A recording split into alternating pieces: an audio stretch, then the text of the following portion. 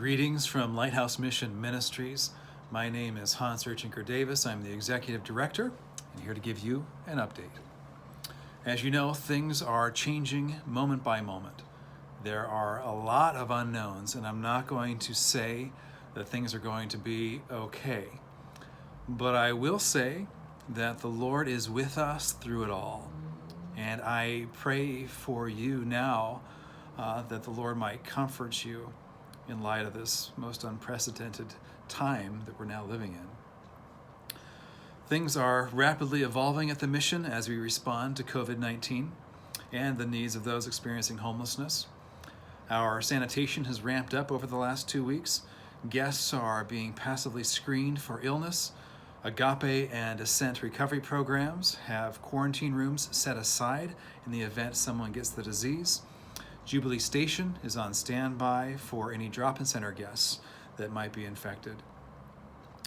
Because of the recommendations of the CDC, the Whatcom County Health Department, and the state, we're temporarily tightening our programs to emergency services only. So that's shelter, food, and healthcare.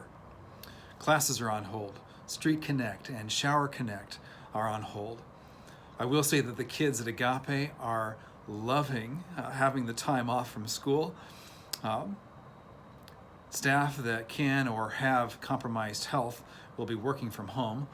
We are cross-training backup staff in the event of staff illness or staff fatigue. Partner agencies that provide health care and mental health supports are encouraged to continue to offer their supports. All others, though, we ask, please stay home. This includes our incredibly dedicated volunteers. We need you to stay home for the safety of our guests and your own safety for that matter. Because as you can imagine, the likelihood of COVID-19 coming to the mission is very high. Recently, we had to turn away nearly a dozen people a night that were seeking shelter due to our own capacity constraints. Thankfully, this week's forecast is warmer, so the number of people seeking shelter may lessen. It has, though, been impossible for the nighttime guests at the Drop-in Center to abide by the 6-foot distancing mandate. We've met with the various authorities. The plan now is to be proactive and move the entirety of the Drop-in Center program to a new site for the next several weeks. The extra space that will be provided will accommodate the 150 to 200 people we serve in that program.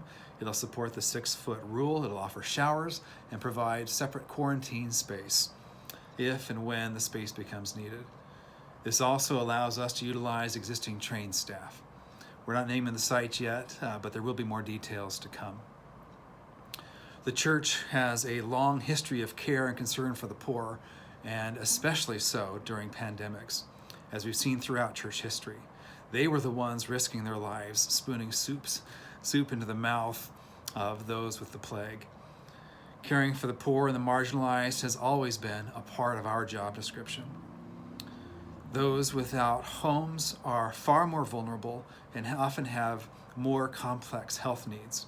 So it's especially important now in light of the virus that we continue fighting for the lives of an already stigmatized people who don't have any home to quarantine to. We are an emergency service, and we don't stop until we're the last ones standing. I want to thank you again for your support. Stay safe, continue praying for us, and as you continue to practice safe hand washing, I encourage you to sing the doxology. God bless you. Again, stay safe.